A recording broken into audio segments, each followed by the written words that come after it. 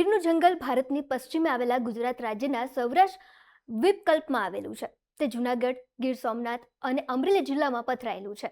વર્ષ 1965માં આ વિસ્તારને વન્યજીવ અભયારણ્ય તરીકે જાહેર કરવામાં આવ્યું. ત્યારે ગીરના જંગલની વિશેષતા પર એક નજર કરીએ.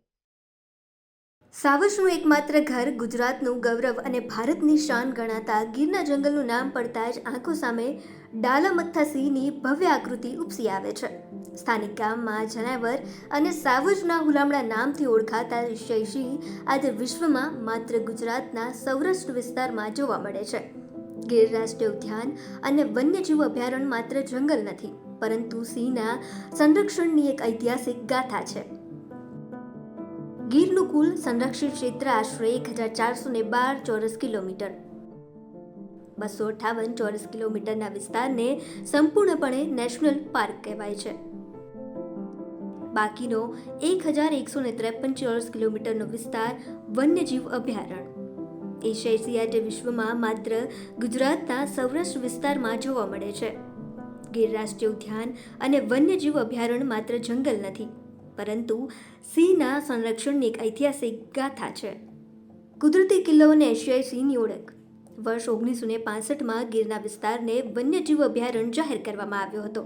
ગીરનો કુલ સંરક્ષણ વિસ્તાર આશરે 1412 ચોરસ કિલોમીટર છે, જેમાં 258 ચોરસ કિલોમીટર નેશનલ પાર્ક અને બાકીનો વિસ્તાર અભયારણ્ય તરીકે સંરક્ષિત છે.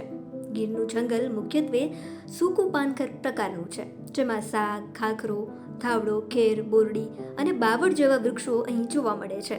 ઉનાળામાં જંગલનો બદામી રંગ સિંહના શરીરના રંગ સાથે ભળી જાય છે, જે તેને કુદરતી કેમફ્લાજ આપે છે. હિરણ, શેત્રુંજી, દાતરડી, શિંગોડા, મચ્છુંદરી, ગોદાવરી અને રાવલ જેવી નદીઓ ગીરની જીવાદોરી સમાન છે. આ નદીઓ પર બાંધવામાં આવેલ ડેમ અને ચેકડેમ ઉનાળાની કાળઝાળ ગરમીમાં પણ વન્યજીવો માટે પીવાના પાણીની વ્યવસ્થા પૂરી પાડે છે. ગીર રાષ્ટ્રીય ઉદ્યાન અને વન્યજીવ અભયારણ્ય એ માત્ર એક જંગલ નથી, પરંતુ પ્રકૃતિ, વન્યજીવો અને માનવીય સંરક્ષણના અતૂટ પ્રયાસોની એક જીવંત કથા છે, જે વન્યજીવ સંરક્ષણ ઇતિહાસમાં સુવર્ણ અક્ષરે લખાય છે. બ્યુરો રિપોર્ટ, ગ્રોથ નાવ ન્યૂઝ, જૂનાગઢ.